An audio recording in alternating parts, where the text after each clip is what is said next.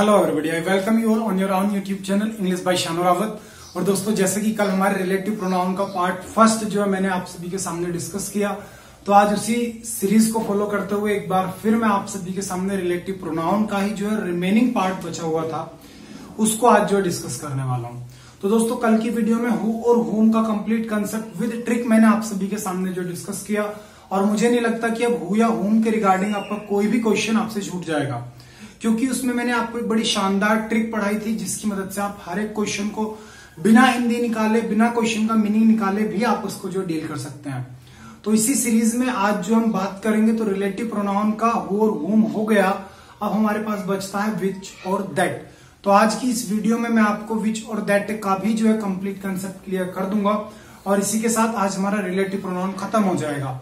और जो हमारी नेक्स्ट क्लास होगी उसमें हमारी वोकैब्स का जो सेशन होने वाला है, क्योंकि पिछले 3 से 4 दिनों से हमारी जो वोकैब्स डिस्कस नहीं हुई है, तो हम वोकैब्स को भी डिस्कस करेंगे। लेकिन पहले जो ग्रामर में अपने रिलेटिव प्रोनाउन जो इसको कंप्लीट कर लें। तो चलो दोस्तों, शुरुआत करते हैं अपनी आज की वीडियो की। लेकिन एक छोटी सी रिक्वेस्ट है, अगर चैनल सब्सक्राइब नहीं करा भाई सब्सक्राइब कर लो, और अगर वीडियो अच्छी लगा करे तो इसको लाइक किया करो, ज्यादा से ज्यादा इसको जो शेयर किया करो, जिससे कि हर एक भाई की मदद हो सके, हर किसी की जो इंग्लिश है वो स्ट्रांग हो सके। तो चलो दोस्तों, आज की जो मेरा सेशन है वो फिर से रिलेटिव प्रोनाउन पर ही हमारा होने वाला है। और रिलेटिव प्रोनाउन में भी मैंने आपको जो है हु और होम क्लियर कर दिए। तो आज की सारी बात हमारी जो होगी, आज की बात हमारी होगी विच पे और दैट पर। आज हम सारी बात अपनी करने वाले हैं मेरे भाई विच पे और दैट पे। तो देखो भाई, सबसे पहला एक पॉइंट जो कि कल भी बताया था, एक बार रिमाइंड करा रहा हूं कि ये जो विच है, इस विच का यूज होता है फॉर नॉन लिविंग थिंग्स। इसका यूज आप करते हैं नॉन लिविंग थिंग्स के साथ में या फिर एनिमल्स के साथ में, ठीक है जी। और जो आपके दैट होता है, दैट का यूज आप लिविंग थिंग्स के साथ में भी कर सकते हैं, और आप जो है नॉन लिविंग थिंग्स के साथ में भी कर सकते हैं। इससे मुझे क्या पता चलता है दैट के बारे में, कि दैट का यूज तो ऑलमोस्ट हर एक जगह पर जो हम कर सकते हैं, ठीक है जी। तो जो हमारा विच है, विच का यूज नॉन लिविंग थिंग्स या फिर एनिमल्स के लिए किया जाता है, और जो आपका दैट है, दैट का यूज आप लिविंग थिंग्स के लिए भी करते हैं और आप नॉन लिविंग थिंग्स के लिए भी करते हैं। अब किस तरीके से यूज होता है ये मेरा पॉइंट है। तो पहले जो विच पे डिस्कशन कर लेते हैं, विच से रिलेटेड मैं कुछ एग्जांपल्स आपके सामने दे रहा हूं, ध्यान से देखिए। मैंने आपके सामने एग्जांपल दिया कि द बुक, फिर एग्जांपल में आपको क्लियर करता हूं हु, विच या फिर that is costly is my, ठीक है जी। मैंने आपके सामने एग्जांपल दिया कि द बुक हु या which that is costly is mine, कि वह बुक जो कि महंगी है मेरी है। क्या कह रहा है ये, कि वह बुक जो कि महंगी है मेरी है। अब मेरे भाई ध्यान से एक बात समझना, सेंटेंस के अंदर आप बात किसकी कर रहे हैं, बुक की बात कर रहे हैं। तो जब बुक की बात कर रहे हैं तो बुक है मेरी नॉन लिविंग, तो हु का यूज तो कर नहीं सकते। क्यों नहीं कर सकते? क्योंकि कल ही पढ़ाया था हु या होम का यूज आप तब करते हैं कि जब आप अपने सेंटेंस के अंदर किसी भी ह्यूमन बीइंग की बात कर रहे हो। तो ह्यूमन बीइंग के जब भी कभी आपको सब्जेक्टिव केस की जरूरत होती है तो आप हु का यूज करते हैं, और अगर आपको ऑब्जेक्टिव केस की आवश्यकता होती है तो आप वहां पे होम का यूज करते हैं। तो भाई यहाँ पे बुक की बात हो रही है तो ह्यूमन की बात नहीं हो रही, तो हु तो आ नहीं सकता। लेकिन अब मेरा यहाँ पे क्वेश्चन निकला कि मेरे भाई यहाँ विच आए या फिर दैट आए, क्यों? क्योंकि भाई जो मेरा विच है इसका इस्तेमाल भी आप नॉन लिविंग के लिए करते हैं, और दैट का इस्तेमाल भी आप नॉन लिविंग थिंग्स के लिए करते हैं। तो भाई ध्यान दीजिएगा, इस सेंटेंस के अंदर जो बात हो रही है वो यहाँ पे बात हो रही है बुक की। तो बुक के लिए आप यहाँ पे विच का यूज करेंगे, दैट का यूज आप नहीं करेंगे। क्यों नहीं करेंगे ये अभी मैं आपको फर्दर कंसेप्ट में क्लियर करने वाला हूँ।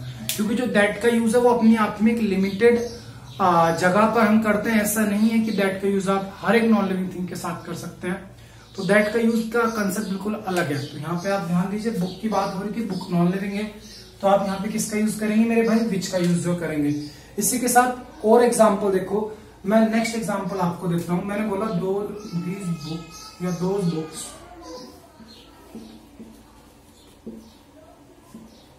हु,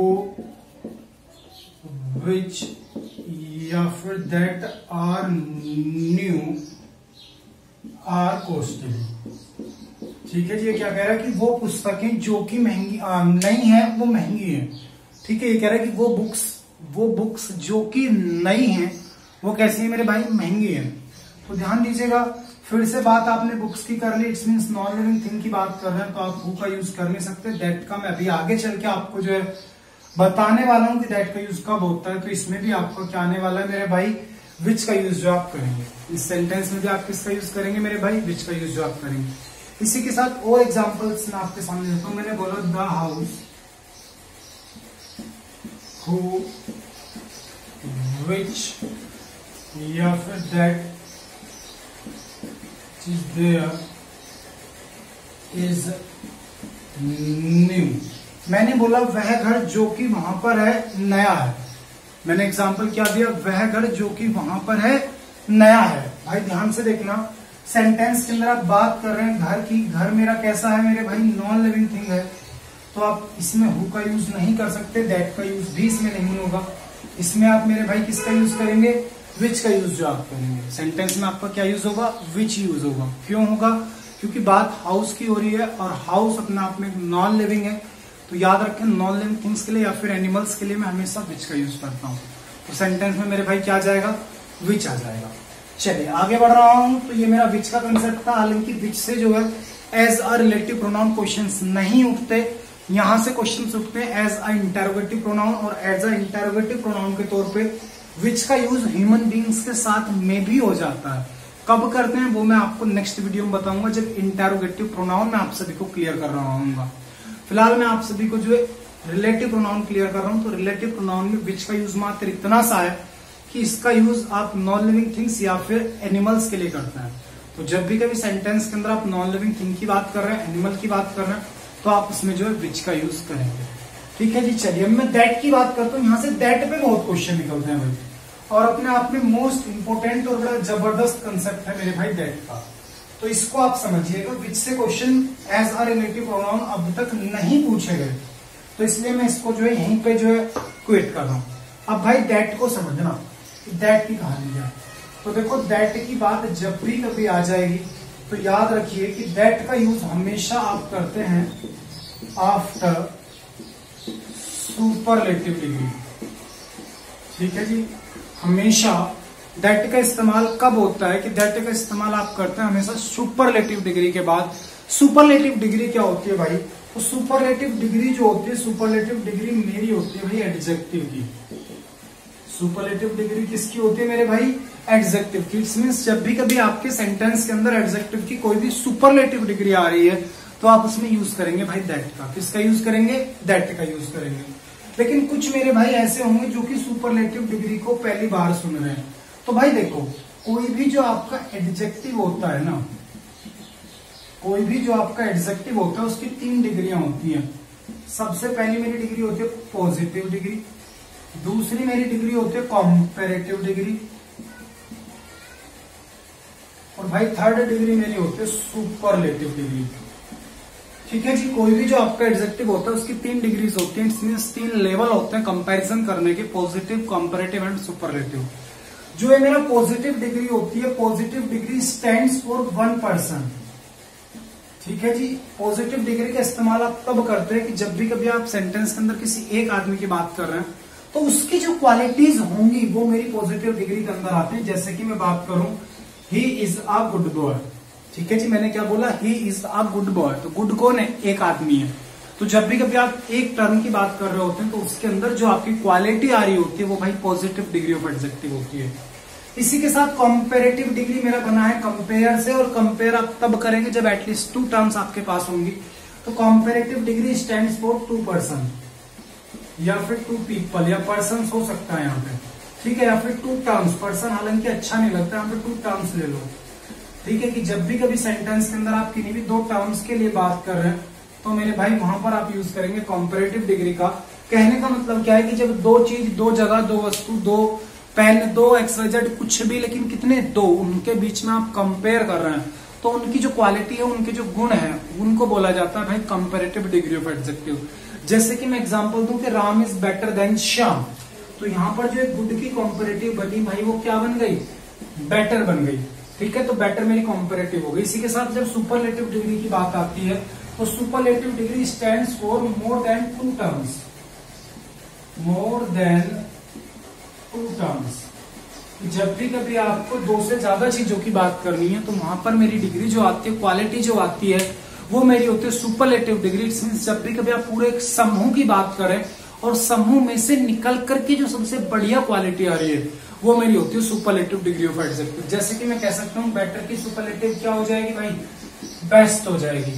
तो आपने देखा गुड, बेटर, बेस्ट। जैसे कि मैं और देखता हूँ एग्जाम्पल, मैंने बोला वाइज, मैंने बोला Ram is a wise boy, Ram एक इंटेलिजेंट लड़का या फिर एक बुद्धिमान है।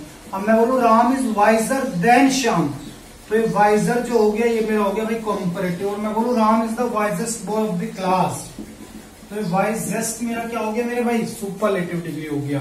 तो आप ध्यान दीजिए कि जब भी कभी बात आप दो से ज्यादा चीजों की कर रहे होंगे तो वहां पर जो मेरी एडजेक्टिव की क्वालिटी आ रही होती है भाई वो मेरी होती है सुपरलेटिव डिग्री ऑफ एडजेक्टिव। कौन सी डिग्री होती है भाई, सुपरलेटिव डिग्री ऑफ एडजेक्टिव मेरी होती है। अब ये मेरा एडजेक्टिव का छोटा सा कंसेप्ट था, इसके बारे में डिटेल में एडजेक्टिव में पढ़ाऊंगा। और हमेशा याद रखें एडजेक्टिव क्या होता है मेरे भाई, तो एडजेक्टिव कुछ नहीं होता, एडजेक्टिव आर दी क्वालिटीज। ठीक है, एडजेक्टिव मेरी क्या होती है भाई, एडजेक्टिव मेरे होते हैं क्वालिटीज, मतलब जो गुण होते हैं किसी भी चीज के, उन्हीं को आप ग्रामर की भाषा में भाई एडजेक्टिव बोल दिया जाता है। ठीक है ना, तो ये मेरा पॉइंट आप सभी को समझ में आ गया होगा। तो एक बात और समझो जो कि आपको समझना बहुत जरूरी है कि सुपरलेटिव डिग्री को लेकर के, कि सुपरलेटिव डिग्री बनाई कैसे जाती है। तो सुपरलेटिव डिग्री बड़े इजीली बनाई जा सकती है कि अगर आप पॉजिटिव डिग्री में ईएसटी जोड़ दोगे तो सुपरलेटिव बन जाएगी, या फिर पॉजिटिव डिग्री के पहले आप अगर मोस्ट जोड़ दोगे तो भी आपकी सुपरलेटिव डिग्री बन जाएगी। भला कैसे, जैसे कि मैंने रिच लिया और इसमें ईएसटी लगा दिया तो ये बन गया रिचेस्ट, और रिचेस्ट मेरी भाई कौन सी डिग्री है, सुपरलेटिव डिग्री है। रिचेस्ट कौन सी डिग्री है मेरी, सुपरलेटिव डिग्री। इसी प्रकार से मैंने लिया ब्यूटीफुल, ठीक है, मैंने एग्जांपल लिया ब्यूटीफुल और ब्यूटीफुल के पहले मोस्ट लगा दिया, तो मोस्ट ब्यूटीफुल जो मैंने इसको बनाया तो ये मेरी बन गई मोस्ट ब्यूटीफुल। ठीक है जी, तो ये जो मोस्ट ब्यूटीफुल वर्ड है ये मेरा अपने आप में क्या है भाई, सुपरलेटिव डिग्री है। तो आप याद रखें सुपरलेटिव डिग्री कैसे बनाई जा सकती है, तो या तो पॉजिटिव में ईएसटी लगा दो या फिर पॉजिटिव डिग्री ऑफ एडजेक्टिव के पहले आप मोस्ट का यूज कर दीजिए, तो आप जो है उसको सुपरलेटिव डिग्री बना सकते हैं। तो चलिए भाई याद रखें। अब मेरा क्वेश्चन क्या कहता है, दैट का कंसेप्ट क्या कहता है कि after superlative degree we always use that as a relative pronoun. It's means जब भी कभी सेंटेंस के अंदर कोई भी सुपरलेटिव डिग्री आ रही होगी तो उस सेंटेंस में अगर आपको रिलेटिव प्रोनाउन की जरूरत पड़ जाती है तो उसमें आप हमेशा दैट का यूज करेंगे एज अ रिलेटिव प्रोनाउन। भला कैसे, एग्जाम्पल से मैं आपको जो चीजें क्लियर करता हूं, ध्यान से देखना। मैंने बोला एक एग्जाम्पल नॉर्मल सा कि he is the richest man who, या फिर विच, या फिर that I have ever meet. ठीक है, जिसको समझिए कह रहा है he is the richest man who, which, या that I have ever meet. ये सबसे धनी व्यक्ति हैं जिनसे मैं आज तक मिला हूं। समझ रहे भाई क्या कह रहा है, ये सबसे अमीर व्यक्ति हैं जिनसे मैं आज तक मिला हूं। तो आपने सेंटेंस के अंदर एक पॉइंट नोटिस किया, रिचेस्ट आ रहा है भाई। ठीक है, और रिचेस्ट मेरा क्या है अपने आप में, सुपरलेटिव डिग्री है। और मैंने आपको कंसेप्ट क्लियर किया है कि हमेशा सुपरलेटिव डिग्री के बाद में एज अ रिलेटिव प्रोनाउन आप किसका यूज करते हैं भाई, दैट का यूज करते हैं। तो जैसे ही सेंटेंस के अंदर रिलेटिव प्रोनाउन आ गया तो इसमें मेरा सुपरलेटिव डिग्री आ गया, तो इसमें रिलेटिव प्रोनाउन के तौर पे आप हमेशा किसका यूज करेंगे भाई, दैट का यूज करेंगे। किसका यूज करेंगे मेरे भाई, दैट का यूज करेंगे। यहाँ पे आप हु का यूज नहीं कर सकते कि जी मैन आ रहा है, मैन के लिए हु का यूज हो जाएगा, नहीं जी, यहाँ पे हु का यूज नहीं हो सकता। क्यों नहीं हो सकता, क्योंकि रिलेटिव प्रोनाउन आया है। और अगर किसी भी सेंटेंस के अंदर कोई भी रिलेटिव प्रोनाउन आपका आ रहा है तो उसमें कोई भी सुपरलेटिव डिग्री आपकी आ रही है तो उसमें एज अ रिलेटिव प्रोनाउन केवल और केवल दैट का ही यूज हो सकता है। बात समझ में आ रही सभी को, आई होप पॉइंट आपको क्लियर हो रहा होगा। और एग्जांपल देखो, मैंने बोला नेक्स्ट एग्जांपल कि it is the costliest pen which, या फिर that I have, which I have ever used. ठीक है मेरे भाई, इस एग्जाम्पल को देखिए और आपको क्लियर कंसेप्ट क्लियर हो जाएगा। ये कह रहा है it is the costliest pen, ये जो सबसे महंगा पेन है जिसको मैंने आज तक यूज किया। भाई सेंटेंस में एक बात देखो, बात हो रही है पेन की, तो विच भी आ सकता है, दैट भी आ सकता है, क्योंकि विच भी नॉन लिविंग के लिए आता है, दैट भी नॉन लिविंग के लिए आता है। लेकिन एक बात बताओ, वर्ड आ गया कॉस्टलीस्ट, और कॉस्टलीस्ट में आप देख रहे हैं IEST, इट्स मीन्स ये मेरा कौन सा जो अपने आप में एडजेक्टिव हो गया, तो सुपरलेटिव डिग्री ऑफ एडजेक्टिव हो गया। तो जैसे ही सुपरलेटिव डिग्री आ गई तो भैया क्या आएगा मेरा, दैट आएगा। कभी भी आप विच का यूज नहीं कर सकते, समझ रहे हैं। तो अगर यहाँ पे कॉस्टलीस्ट वर्ड नहीं आ रहा होता, इट्स मीन सुपरलेटिव डिग्री मेरी नहीं आ रही होती, तो उस कंडीशन में मेरे भाई विच आ जाता, बिल्कुल सही होता। लेकिन जैसे ही यहाँ पे आपकी सुपरलेटिव डिग्री आई तो केवल और केवल क्या आएगा मेरे भाई, दैट आएगा, दैट के अलावा कुछ नहीं आ सकता। बात समझ में आ गई। तो ध्यान रखें, जब भी कभी सेंटेंस के अंदर एक सुपरलेटिव डिग्री ऑफ एडजेक्टिव आ जाए तो भाई उसमें एज अ रिलेटिव प्रोनाउन केवल और केवल आपके दैट का यूज होता है, दैट के अलावा कोई अनदर रिलेटिव प्रोनाउन नहीं आ सकता। इजी शब्दों में बोलूं तो उस इस जगह पर केवल दैट आएगा, विच या हु या हुम आपका नहीं आ सकता, चाहे बात किसी की भी हो रही हो। बात समझ में आई होगी। चलिए दैट के सेकंड यूज की बात कर लेते हैं। अपने आप में ये मोस्ट इंपोर्टेंट यूज था दैट का, जो मैंने आपको क्लियर कर दिया। अब मैं इसमें जो है सेकंड यूज पर जो बात कर लेता हूं दैट की।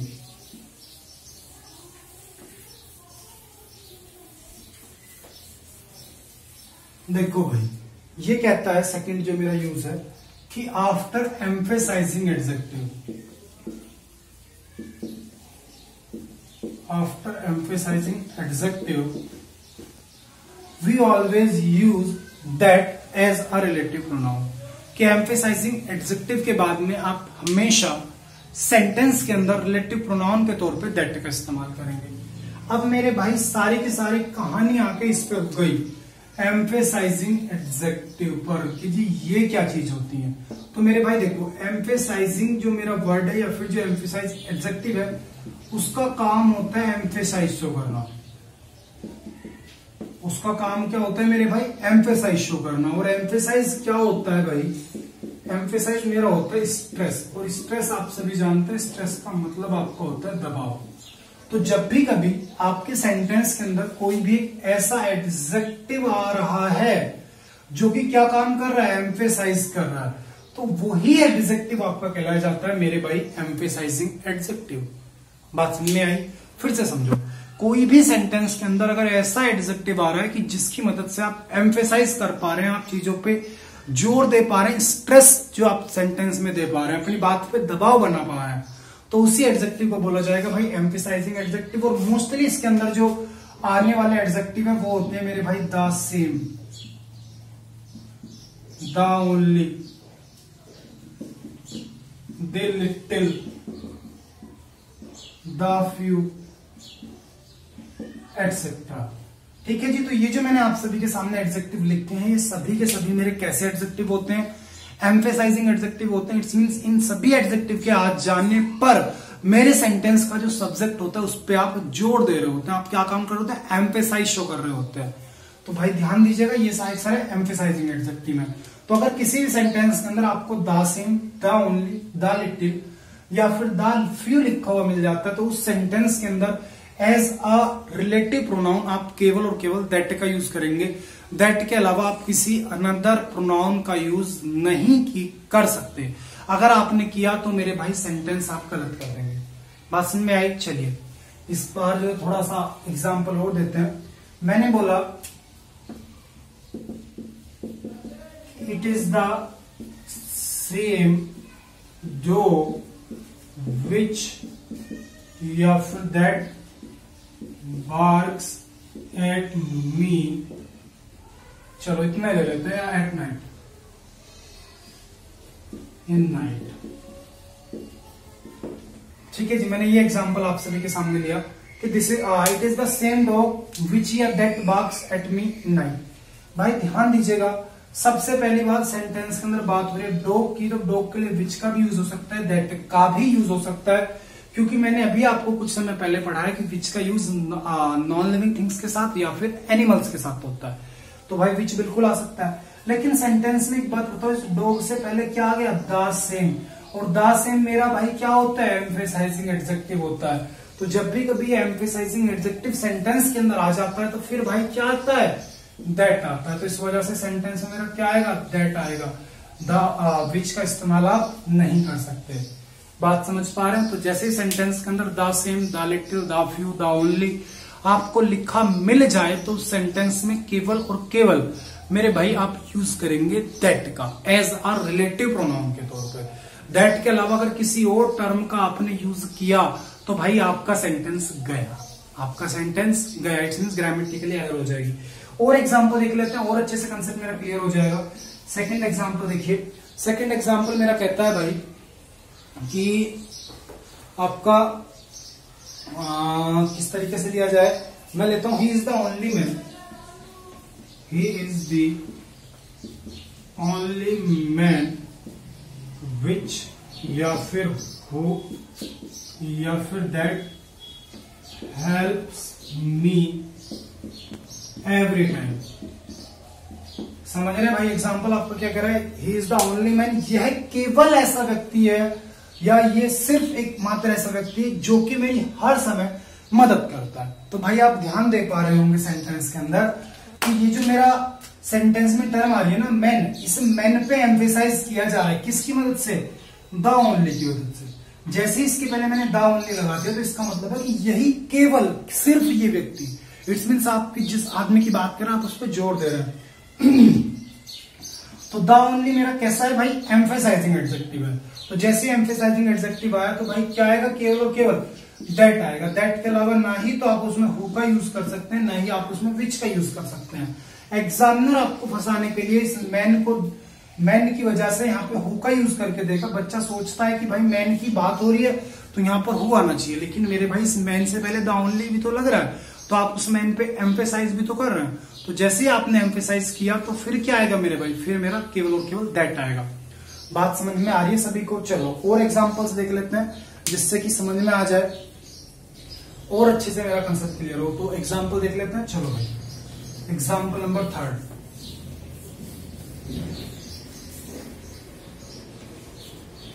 देखिए भाई ये कहता है एग्जांपल नंबर 3 में कि द ओनली बुक विच, या फिर that, the only book which या that you carry in your bag, you carry in your bag is in demand, is in demand nowadays, is in demand nowadays।